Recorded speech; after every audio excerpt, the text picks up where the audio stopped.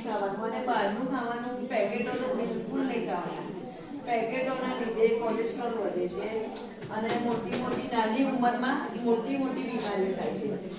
એટલા માટે આપણને શું થાય કે જીભને સારું લાગે પણ આપણે ખાવાથી આપણા બોડીને નુકસાન કરે છે.